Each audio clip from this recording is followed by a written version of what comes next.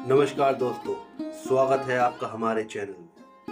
आज की इस वीडियो में हम बात करेंगे हिंदू धर्म ग्रंथ के बारे में और उनमें क्या लिखा है। अधिकतर हिंदुओं के पास अपने ही धर्म ग्रंथ को पढ़ने के लिए समय नहीं है। वेद उपनिषद पढ़ना तो दूर, आज हम गीता तक को पढ़ने के लिए समय नहीं निकालते। देखिए, शास्त्रों को दो भागों में बांटा गया है, श्रुति शास्त्र और स्मृति शास्त्र। श्रुति के अंतर्गत धर्म ग्रंथ वेद आते हैं और स्मृति के अंतर्गत इतिहास और वेदों की व्याख्या की पुस्तकें पुराण, महाभारत, रामायण, स्मृति आती हैं। हिंदुओं के धर्म ग्रंथ तो वेद ही हैं। वेदों का सार उपनिषद है और उपनिषदों का सार गीता है। तो वेद क्या है? वेदों में ब्रह्म यानी ईश्वर, देवता, ब्रह्मांड, ज्योतिष, गणित, रसायन, औषधि, प्रकृति, खगोल, भूगोल, धार्मिक नियम, इतिहास, संस्कार, रीति रिवाज, लगभग सभी विषयों से संबंधित ज्ञान भरा पड़ा है। वेद चार हैं: ऋग्वेद, यजुर्वेद, सामवेद और अथर्ववेद। ऋग्वेद का आयुर्वेद, यजुर्वेद का धनुर्वेद, सामवेद का गंधर्व वेद और अथर्ववेद का स्थापत्य वेद। ये क्रमश चार वेदों के उपवेद बताए गए हैं।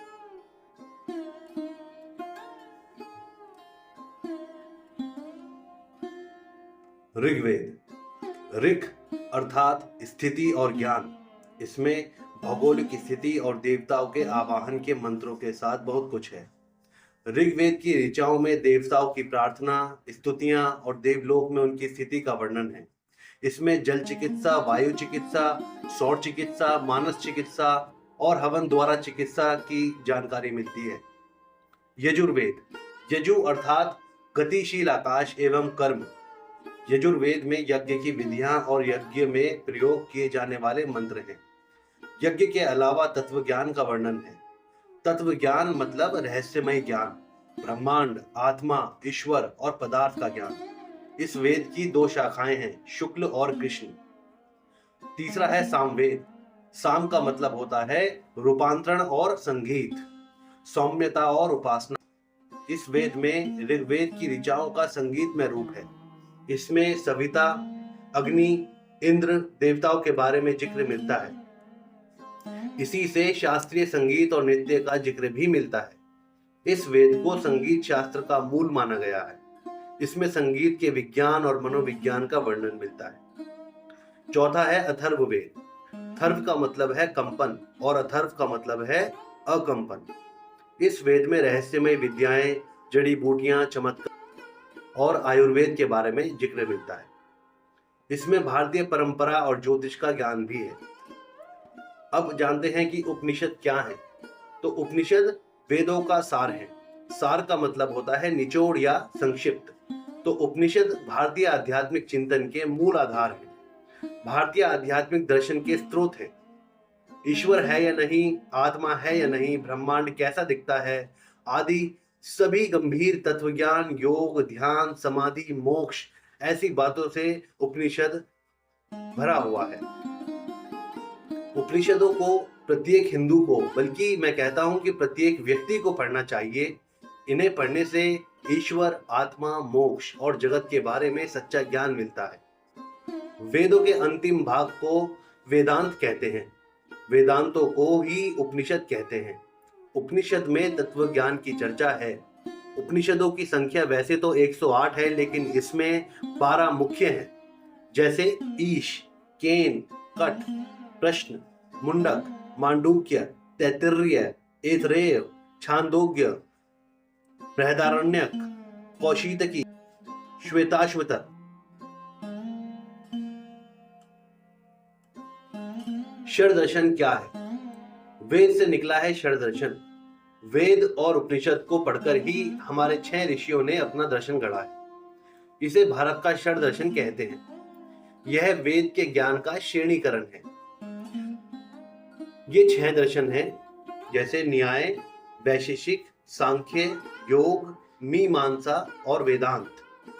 वेदों के अनुसार सत्य या ईश्वर को किसी एक माध्यम से नहीं जाना जा सकता, इसलिए वेदों ने कई मार्गों और माध्यमों की चर्चा की है।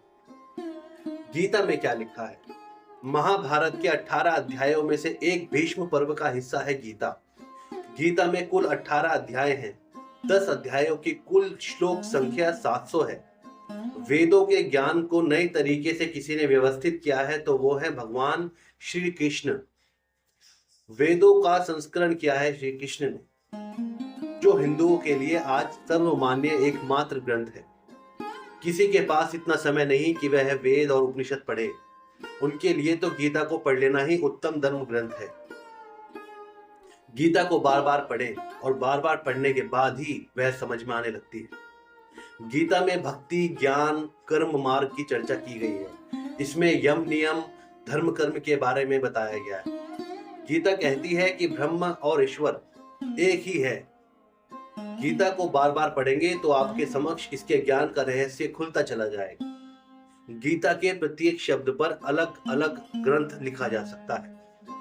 गीता में सृष्टि उत्पत्ति, जीव विकास क्रम, हिंदू संदेश वाहक क्रम, मानव उत्पत्ति, योग, धर्म, कर्म, ईश्वर, भगवान, देवी देवता, उपासना, प्रार्थना, यम, नियम, राजनीति, युद्ध, मोक्ष, अंतरिक्ष, आकाश, धरती, संस्कार, वंश, कुल, नीति, अर्थ, पूर्व जन्म, जीवन प्रबंधन, राष्ट्र निर्माण, आत्मा, कर्म सिद्धांत, त्रिगुण की संकल्पना, सभी प्राणियों में मैत्री भाव, ऐसी जानकारी मिलती है। श्रीमद् भागवत गीता योगेश्वर श्री कृष्ण की वाणी है। इसके प्रत्येक श्लोक में ज्ञान रूपी प्रकाश है, जिसके प्रस्फुटित होते ही अज्ञान का अंधकार नष्ट हो जाता है। ज्ञान, भक्ति, कर्म, योग मार्गों की विस्तृत व्याख्या की गई है। इन मार्गों पर चलने से व्यक्ति निश्चित ही परम पद का अधिकारी बन जाता है। गीता को अर्जुन के अलावा संजय ने सुना और उन्होंने धृतराष्ट्र को सुनाया है।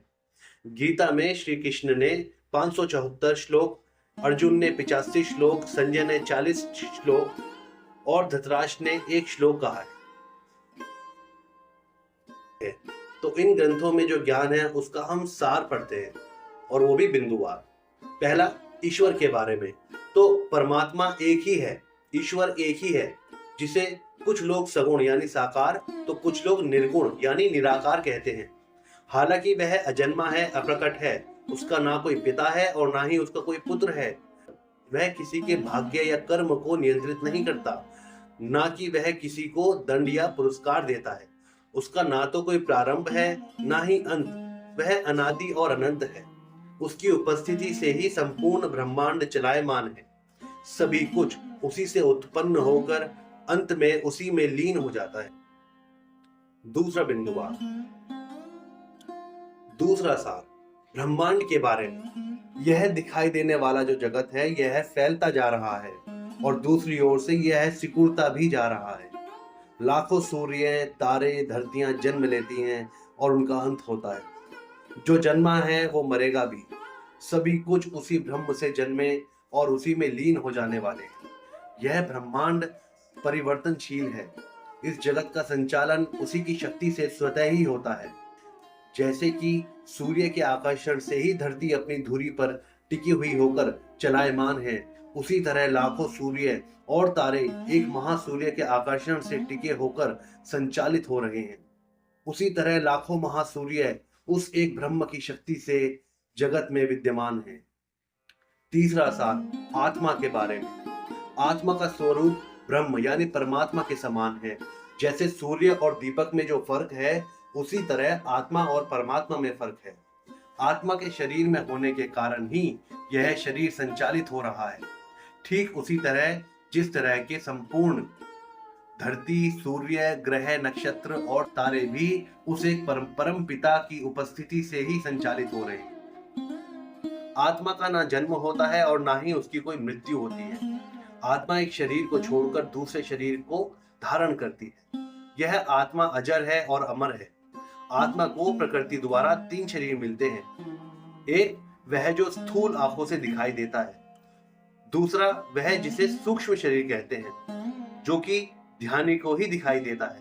और तीसरा, वह शरीर जिसके कारण शरीर कहते हैं। उसे देखना अत्यंत ही मुश्किल है। बस उसे वही आत्मा महसूस करती है जो कि उसमें रहती है। आप और हम दोनों ही आत्मा हैं। हमारे नाम और शरीर अलग अलग हैं, लेकिन भीतर स्वरूप एक ही है। चौथा सार, स्वर्ग और नरक के बारे में।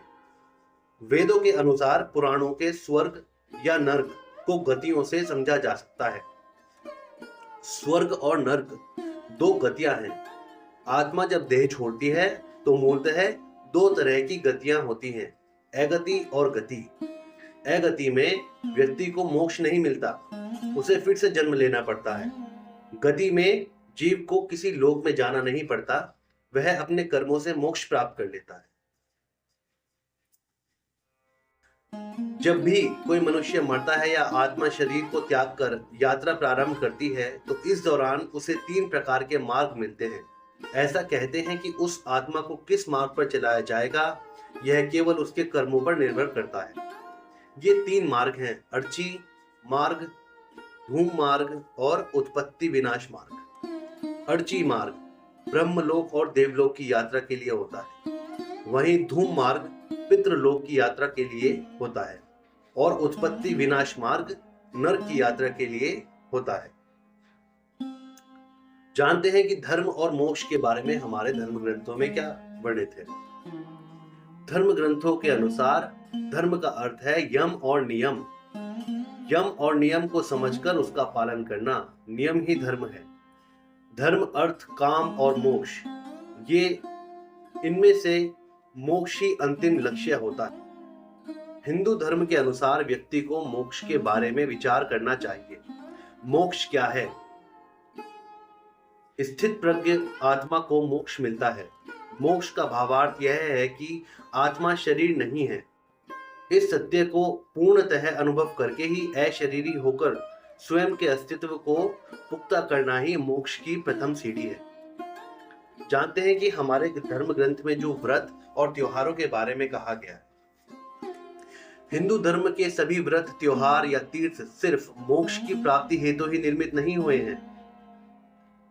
मोक्ष तो तब मिलेगा जब व्यक्ति स्वस्थ होकर प्रसन्न चित्त और खुशहाल जीवन जिएगा। व्रत से शरीर और मन स्वस्थ होता है, त्योहार से मन प्रसन्न होता है और तीर्थ से मन और मस्तिष्क में वैराग्य और आध्यात्म जन्म लेता है।